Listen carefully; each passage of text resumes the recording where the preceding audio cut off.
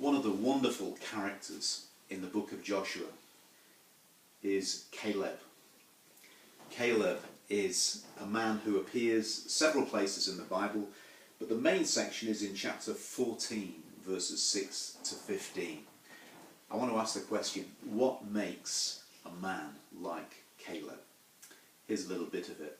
Now the people of Judah approached Joshua at Gilgal, and Caleb, son of Jephunneh, the Kenizzite, said to him, "You know what the Lord said to Moses, the man of God, at Kadesh Barnea about you and me, Joshua? I was 40 years old when Moses, the servant of the Lord, sent me from Kadesh Barnea to explore the land." Remember, he was one of the original spies. "And I brought him back a report according to my convictions, but my fellow Israelites who went up with me made the hearts of the people sink.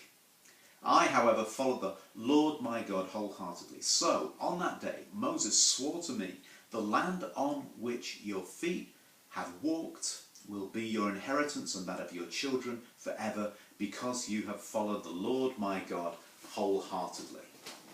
Isn't that wonderful? The land on which you've put your feet, Caleb. "Now then," he goes on, "just as the Lord promised, he has kept me alive 45 years since the time he said this to Moses, while Israel moved about in the wilderness. So here I am today, 85 years old. I'm still as strong today as the day Moses sent me out. I'm just as vigorous to go out to battle now as I was then. So give me this mountain, this hill country that the Lord promised me that day.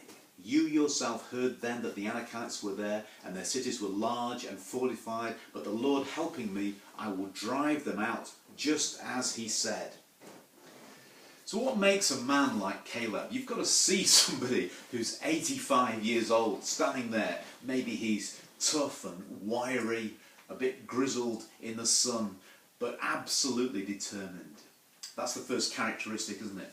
That level of determination, that commitment to something that he has seen but not realized. Caleb had been there from the beginning, and he has this one enduring quality, and it's represented in the word wholeheartedly. Wholeheartedly. And apparently, I understand that the word wholeheartedly is connected with the hunting word in Hebrew when you're stalking a prey, say a deer, and you gather around it, you've got your men, and you're beginning to close in the net. And the word that they use for that closing in, that cornering in on them, is the word wholeheartedly. It's a sense that God has something for you, but you have to approach that something with your absolute determination, with your faith, with your focus, with the direction of all the energies of your life. I'm going to get it.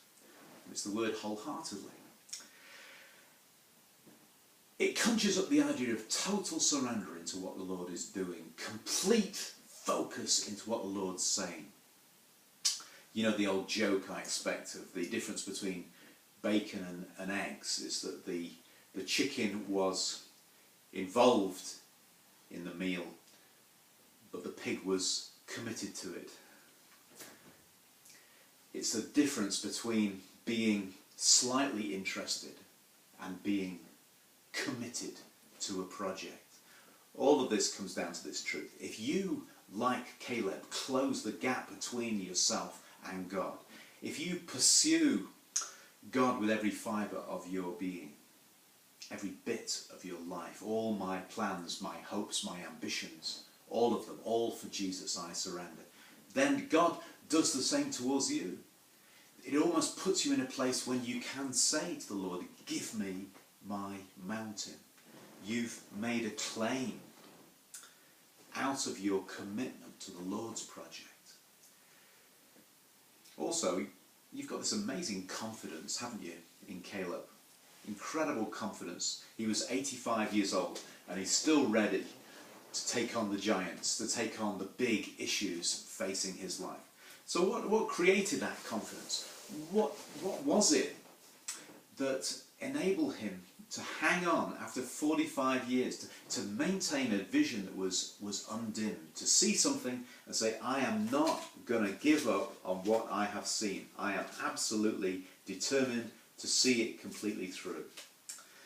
I'm just going to take you way back now to Deuteronomy chapter 1 and verse 36.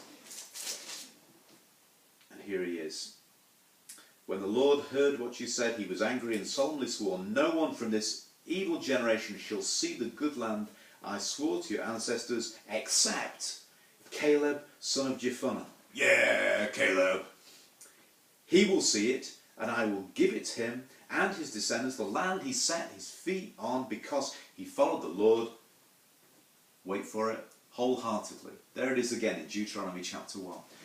45 years ago he'd seen something, and the dream of that something had burned into his brain, and he had never let it go. And he was confident, I've seen it, it's mine, and I'm going to have it. So he was committed, he was confident. I'm not just talking about positive thinking or optimism or just looking on the bright side. He was acting on what God had said. Isn't it great when you meet people like that that are really stubborn, that will not back off? God said it, I believe it, that settles it. There is an incredible confidence that comes to a life that is sure about what God said. Even Jesus said, I only do the things I see my Father doing. That's what I'm going to do. And he had confidence that when he spoke, God would act. And this is really Caleb land, isn't it?